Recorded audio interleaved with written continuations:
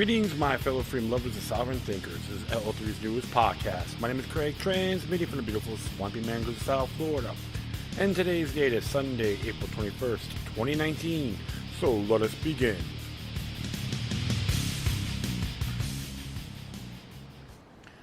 Thanks for tuning in, folks. Yes, it is a beautiful Sunday afternoon in the heart of Fort Lauderdale, Florida. Partly cloudy, nice breeze, not hot. You can hear some horns in the background once in a while, but it's Easter Sunday. People are feasting, probably going to late afternoon mass as well, but that is how it goes. Yeah, so I'm not going to be going too crazy today. It's just I'm going to be addressing just a couple of topics which caught my attention. And one is actually from the globalresearch.ca, came out yesterday to be exact, and this one's entitled Police State Ecuador under Lenin Moreno. Yes, the one he's proud to be owned by the International Monetary Fund, possibly the One World Order. So I will let, as it reads here, it's by Stephen Lendman. Former Ecuadorian President Rafael Correa and Moreno are worlds apart. Correa expelled the Pentagon from his country, shutting down its Manta air base, the region's largest. Moreno invited what no country should tolerate on its territory to return. Economist President Correa opposed IMF debt bondage. Moreno went the other way. Correa opposed privatization of oil, gas, water, electricity, and other government enterprises. What Moreno wants handed to corporate predators, mostly like for self-enrichment. Sounds like corporatism to me, you know what I'm saying? Correa's agenda included investing in public health care, education, and other social programs. Moreno believes anything government can do, business does better, so let it. No matter how exploitive of and harmful to ordinary people. According to the Bolivarian Alliance for the People of Our America, or ALBA, Solidarity Committee member Stansfield Smith, Ecuador for a decade under Correa was transformational. His predecessor and Moreno instituted neoliberal austerity and privatization programs, prompting inequality, poverty, and unemployment to soar. Correa went the other way, carrying out programs that people in progressive social movements have advocated throughout the West, if not the world. Ecuador's Citizens' Revolution arose from a popular repudiation of neoliberalism and neocolonialism, similar to Chavista's Venezuela. A new constitution was overwhelmingly approved by national referendum. Correa called it its adoption, a day of national celebration, a victory for the people, for democracy. Sometimes democracy is such a dirty word in respect, and I say that in good faith. However, I'll continue on here. Its provisions included progressive social policies, including respect for Ecuador's indigenous people and natural resources. Correa rejected predatory IMF and World Bank debt entrapment, demanding structural adjustment harshness. He renounced nearly $4 billion in toxic debt he called illegitimate, wanting the funds directed to popular needs. He raised taxes on wealthy Ecuadorians to make them pay their fair share, along with instituting a tax on capital flight. The nation's central bank repatriated billions of dollars in assets held abroad, bringing them back where they belong. He renegotiated oil contracts with foreign companies on more favorable terms to Ecuador. He tripled investments in infrastructure, spending, and public services for housing, along with free education and health care for all Ecuadorians. He diversified the economy away from dependence on oil, increasing its exports in other areas. Throughout most of his tenure, Ecuador's economy grew by over 4% annually. He reduced poverty, unemployment, and socioeconomic inequality, an agenda Washington opposes wherever it exists. During his tenure, Ecuadorian indebtedness to foreign creditors was among the lowest in Latin America. He called universal health care and quality, free public education, the basis of a real democracy. What Moreno destroyed after taking office in May 2017 spurning every populist promise made, why he's widely reviled. On Tuesday, Ecuadorians marched in masses in Quito toward the presidential palace. Police accosted them violently. Supporters of Rafael Correa's Citizen Revolution Party involved, along with others opposing hardline Moreno policies. According to Presidential Coordinator of Loja of the Citizen Revolution Movement, Merrick Indiguez, we are here against the misgovernment that exists, as well as Moreno's betrayal of the government plan for which he was elected. Ecuador has been sold to the IMF, taking measures against the Ecuadorian people. Progressive MP Jota Lorette added, the government's orders are shut up and attack those who demonstrate against us. The repression is what we live now, but we cannot be silent and stopped. We are the people, and together we will recover our homeland. Protesters displayed banners saying, "Out with Moreno, out with the traitor." In cahoots with the U.S. and UK, Moreno invented phony reasons to rescind Assange's citizenship and asylum status, agreeing to hand him over to UK authorities for extradition to the U.S. flagrantly violating international law. Betraying Assange was in exchange for $4.2 billion IMF loan, with onerous loan shark of last resort terms, and in other favors granted him, selling his soul for the right price. And I did a meme on that. I mistakenly said 4.8 billion. So, but he did sold his soul to the International Monetary Fund. Ecuadorian Attorney General's office issued an Interpol red notice on former Foreign Minister Ricardo Patino, an Assange supporter, vocal critic of Moreno's hardline rule. Out of the country, he wants him detained and extradited to Ecuador for the crime of supporting truth-telling journalism the way it should be, calling his actions instigation and incitement, what police state rule is all about. Interpol rejected a separate red notice for Korea's arrest and extradition from Belgium, where he is living, calling it incompatible with human rights, the same true for wanting Patino prosecuted. On Wednesday, he left Ecuador for Peru. It's unclear if he's there or headed to another country. Ecuador under Moreno in cahoots with U.S., UK, IMF, and World Bank hardliners is unsafe and unfit to live in. Interesting here. And what's intriguing the most, when you read the Ecuador Constitution, and it looks like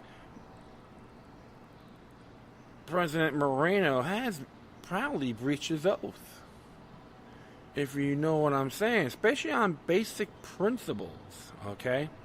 Like it says here, Ecuador is a constitutional state of rights and justice, a social, democratic, sovereign, independent, unitary, intercultural, multinational, and secular state. It is organized as a republic and is governed using a decentralized approach. Non-renewable, this is like here, verse 3, non-renewable resources of the state's territory belongs to its inalienable and absolute assets, which are not subject to statute of limitations. And he may be here a train going by, but that's okay. And it's interesting what they said about the state's prime duties. One, guaranteeing without any discrimination whatsoever the true possession of rights set forth in the Constitution or international instruments, especially the rights to education, health, food, social security, and water for inhabitants. Now we'll go down here.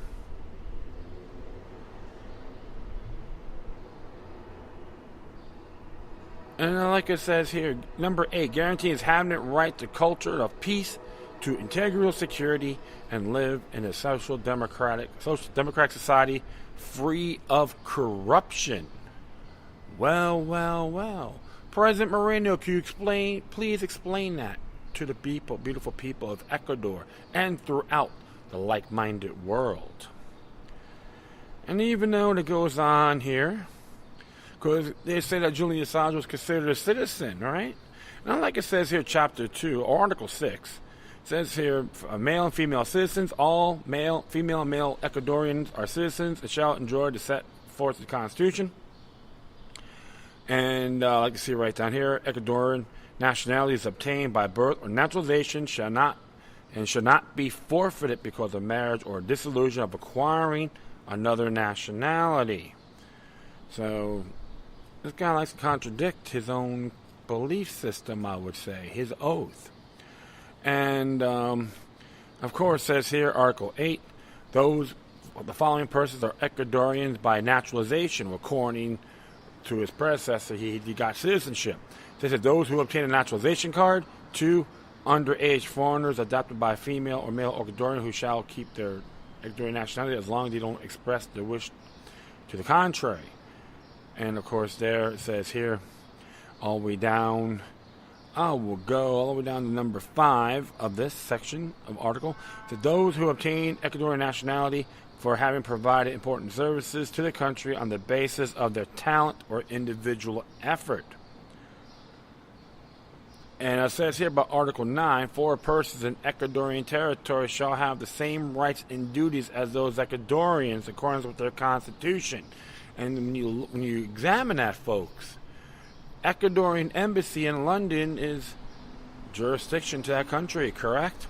And like it says here about Title 2 on rights, which is, Chapter 1, Principles for the Enforcement of Rights, Article 10, persons, communities, peoples, nations, and communities are the bearer of rights shall enjoy the guarantee to them in the Constitution and international instruments.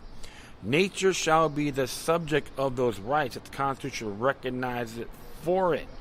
So,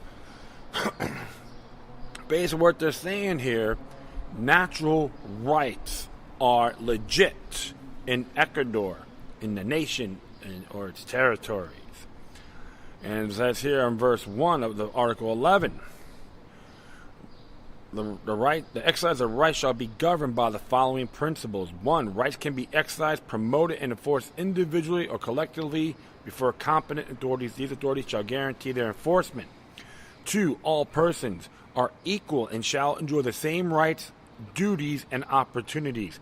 No one shall be discriminated against for reasons of ethnic belonging, place of birth, sex, gender, identity, cultural identity, civil status, language, religion, ideology, political affiliation, legal record, socio-economic condition, migratory status, sexual orientation, health status, HIV carrier, disability, physical difference, or any other distinguishing feature, whether person or collective, temporary or permanent, which might be aimed or result in the diminishment or annulment of recognition, enjoyment, or exercise of rights. All forms of discrimination are punishable by law. It says below here, the state shall adopt affirmative action measures that promote real equality for the benefit of their rights who are in a situation of equality. And it says here, 3, the rights and guarantees set forth in the Constitution and in international human rights instruments shall be directly and immediately enforced by and before any civil, administrative, or judicial servant, either by virtue to their office, at the request of the party. And it goes down here, if the exercise of the rights and constitutional guarantees, no condition or requirement shall be established, and others than those forth in the Constitution or by law.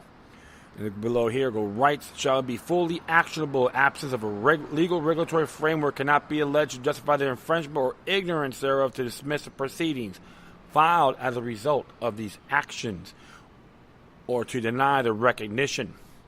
And it says here, number 4, no legal regulation can restrict the contents of rights or constitutional guarantees. 5, in terms of rights and constitutional guarantees, public, administrative, or judicial servants must abide by most favorable interpretation of their effective force. 6, all principles or rights are inalienable, obligatory, indivisible, interdependent, or equal importance. 7, the recognition of the rights and guarantees set forth in the Constitution and the international human rights instruments shall not exclude other rights stemming from the dignity of persons, communities, peoples, and nations that might be needed for their development. 8, The content of rights shall be developed progressively by means of standards, case law, and public policies. The state shall generate and guarantee conditions needed for the full recognition and exercise any deed or omission of a regressive nature that diminishes, undermines, or annuls without justification the exercise of rights shall be deemed unconstitutional. And 9, the state's supreme duty consists of respecting and enforcing for the rights guaranteed in this Constitution. And I'll continue on here. The state, its delegates, concession holders, and all persons acting in the exercise of public authority shall be obligated to redress infringements of the rights of individuals for negligence or inadequacies in the provision of public services or the deeds or omissions of their public officials and employees in the performance of their duties. The state shall immediately exercise the right to file a claim restoration against those persons responsible for the damage produced without detriment to civil, criminal, and administrative liabilities. The state shall be liable for arbitrary arrest and detention, miscarriage of justice, unjustified delay, or inadequate administration of justice, violation of the right to effective protection of the court, and any violation of the principles and rules of due process of law. When a final judgment conviction is reversed or vacated, the state shall provide redress to the person who has sustained damages as a result of this judgment when the responsibility for such acts by public administrative or judicial servants is identified. They shall be duly charged to obtain restitution. Interesting there, folks. Based on this, Julian Assange's rights under the Ecuador Constitution was unjustifiable, unacceptable, absolutely treasonous, tyrannical. A very disturbing message they sent to the beautiful people of that country. Were there any merits behind the case of him being ejected? Nothing. Just lip service, rumors, fear.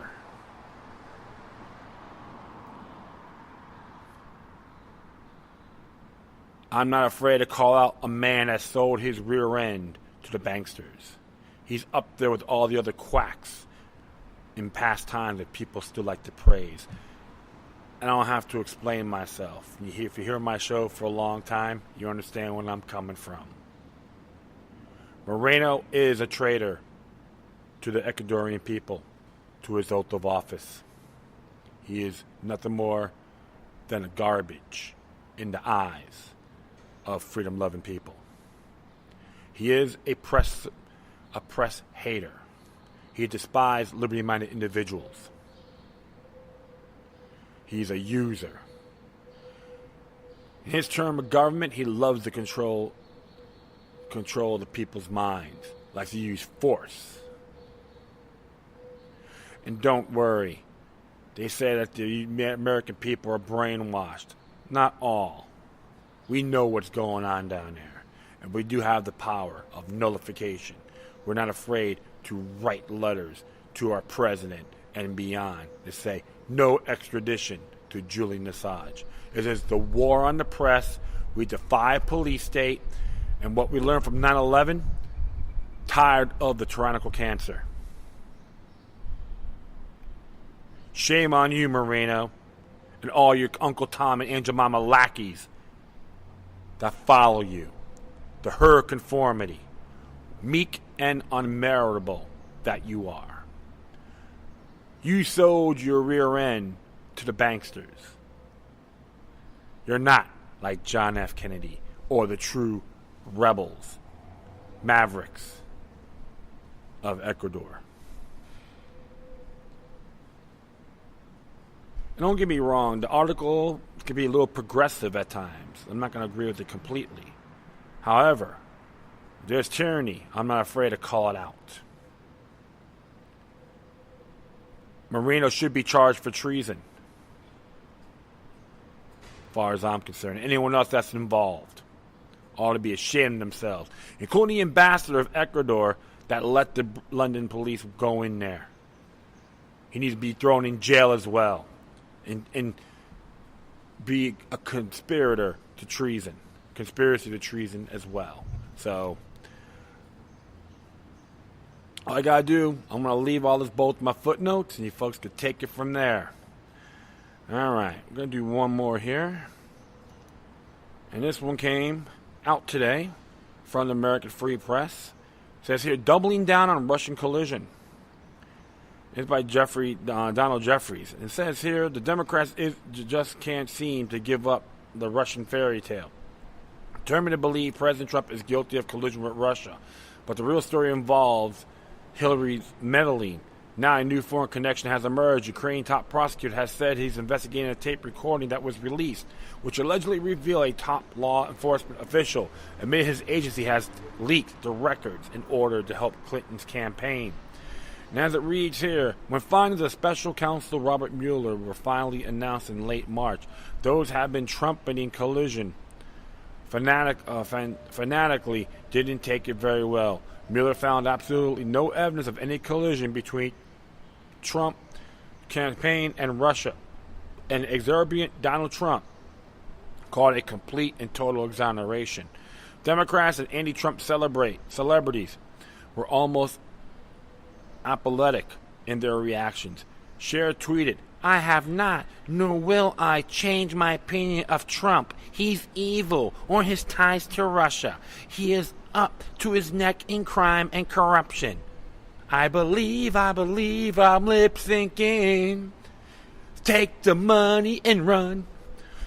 Comedian Chelsea Handler, tasteful as always, tweeted, "I will admit my feelings for Mueller are conflicted now, and my sexual attraction to him is in peril. But I still believe there's a lot more to come, and we must all march in the streets as if we don't see that report." There quickly came the new mantra with cries of "release the full report," emanating from every corner of the establishment. Comedian Sarah Silverman, clinging to their Russian fantasies, like so many others, urged Trump to focus on finding, disabling, and punishing those who work for Russia to attack the U.S. election. While the world was unlikeliest conspiracy theory retreated into the background, another possible foreign connection to the 2016 presidential election emerged. Ukraine's top prosecutor, General Yuri Lysenko, told Hill TV last week that he has begun investigating whether his country's law enforcement apparatus purposely leaked financial records about recently convicted former Trump campaign chairman Paul Manafort during the 2016 campaign in efforts to assist Hillary Clinton. Lysenko was prompted by a release of tapes recording that allegedly revealed a top law enforcement official admitting his agency has leaked the records in order to help Clinton's campaign. This leaking of what was dubbed the Black Ledger resulted in a Manafort's resignation from Trump's campaign and became a key allegation in the Russian collusion probe that he went on for over 2 years. Ukrainian parliamentarian released the recording secured a court ruling that leak constituted an illegal intrusion into an American election campaign. Yes, you can hear some wind here, folks. Lysenko told The Hill today, "We will launch a criminal investigation about this, and we will give legal assessment of this information. Many believe that the information Russia dossier obtained by retired British spy Christopher Steele began when he discussed securing evidence against Manafort with the top Justice Department officials." Lysenko also told The Hill that an Obama-era U.S. embassy has interfered in this effort to prosecute corruption cases in 2016. He stated that the U.S. ambassador had given him a list of defendants that he would not be allowed to pursue and also refused to cooperate in the investigation into whether the U.S. aid has been misappropriated in Ukraine. The State Department quickly issued a statement that it no longer financially support Lysenko's office is an anti-corruption mission and has called allegations about the do not prosecute list an outright fabrication. Representative Pete Sessions seemed to corroborate corroborate Lysenko writing in a private letter to a Secretary of State Mike Pompeo that he should recall the current U.S. ambassador claiming that she made disparaging comments about Trump. Excuse me here. Mueller's findings of no collusion make even more laughable all endless reports by the mainstream media that such connections were real and treasonous.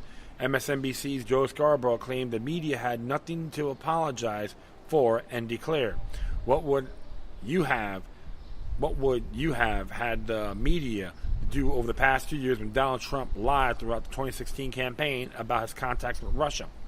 Representative Adam Schiff, Democrat from California, one of Trump's most vocal critics in Congress, steadfastly clung to the narrative of ignoring Republican demands for his resignation. Well, he sucks anyway, folks. Okay? He's one of those bend-over Bobs to tyranny that makes his actions make Benedict Arnold a true patriot. Trump himself told Fox News Schiff should be forced out of office. He's a disgrace to our country. While Democrats clamor for the release of the full Mueller report, in desperate hopes of some hidden impeachable offense, Trump announced his intentions to release the classified FBI documents used to launch the investigations into Russia election interference.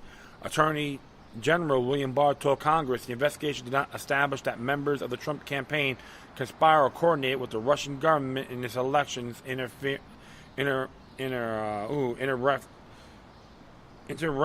activities. When a report is eventually released, it is bound to have precipitate redactions, which will turn into bolstered theories that meaty evidence is being covered up. Barr, one of Trump's countless veteran deep state appointees, clung to the fanciful notion that Russia did interfere just in cahoots with the Trump campaign. WikiLeaks editor-in-chief Kristen Harrison summed things up nicely, telling RT, "I have no idea how the mainstream media who were most active in the Russiagate frenzy will recover. I simply don't see that happening. In a normal world, a lot of journalists would be emptying their desks today." And that is true, with all sincerity. And don't worry, folks. I'm not one of those individuals that's a big Trump worshiper anyway. But one thing I know for sure, the whole thing is nothing more than a cruel hoax, a major distraction. And the questions we have, like myself, what about Israel? Is that exceptional? If we criticize the collision with Israel, will it be considered anti-Semitic? I don't think so. But double standards do speak for a lot of these dinkleberries in Washington, D.C. They haven't learned the fall of Rome. This cesspool parasites, what I call Congress, don't have the courage to look at themselves in the mirror. Many of them have their testicles or ovaries in their mouths. That's right. Now, including Adam Schiff and many others, regardless of they're Democrat or Republican. This is nothing more than one big distorted cesspool, friends. A lot of stuff is happening. If you're going to be critical towards somebody, have merit, don't be a parrot. Okay? Plain and simple. And that is it. I thank everyone for listening. Plus, feel free to download and share us throughout your social media networks. If you have any questions, comments, if you said something that's interesting and want to check out, whatever you do, please send your correspondence with decorum. Plus, I'll be leaving all my social media contact sites and email addresses if you want to chat with me. And I've been getting some good stuff out there, and I thank you very much. Even if you may not disagree, thank you for your time. All right, my friends. Thank you for your time once again. Plus, always remember that demoniac resistance is healthy for the soul and can liberate humanity. Until next time, take care of yourselves. Keep on spreading love. And may your guardian spirits be with you.